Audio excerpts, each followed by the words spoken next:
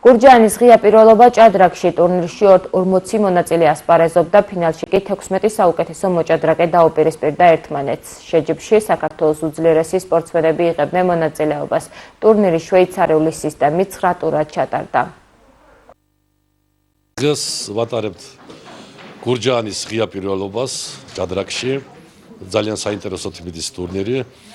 აქ მოწვეულები იყვნენ ყოფილი ჩვენი მოჭადრაკეები, საქართველოს ჩემპიონები წანდაწყაიშვილი გიორგი და ალექსანდრე, თხიბულიდან სკიფურიშვილი დათო ყოფილი საქართველოს ჩემპიონი და ძალიან ძლიერმა შემადგენლობამ მოიყარა თავი. ეს უკვე ფინალური ეტაპი იყო, 16 მონაწილე იყო პირველ ეტაპში, მანამდე 40 კაცი შეირჩა ამდენი მონაწილე და ჩავატარეთ ეგრეთ წოდებული შვეიცარიული სისტემით 9 ტურა ტურნირი და გამარჯვებულებიც გამოავლინეთ.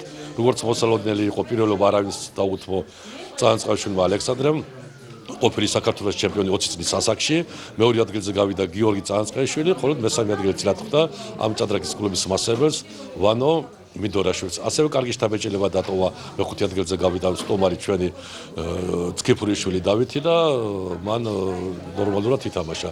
ასევე კარგი შედეგები დატოვა ეს ბავშვებმა, რომლებიც ზოგი ახალი მოსული არის 2 წლის და რაღაც ქულები დააგროვეს და კაი შედეგი დადეს. ძალიან მოეწონა ძალიან კარგი დონე ბავშვებში, 9-11 წლის ბავშვებიც ძალიან კარგი დონესდებიან, საჯარო ხედავები განვითარებული აქვთ, არ აქვთ ის რაღაც ჩაკეტილობები, უხერხულობები დაფასანს ხედან როგორც თავისუფლად ძალიან და ძალიან კარგია 9 წელს დაიწყებ თამაშს. არიან მეტის 12-13 წლის ბავშვებიც და იმათაც საჯარო ხედავ თავარია აქვთ და საჯარო ხედავ აქვს, მე ვითარდები და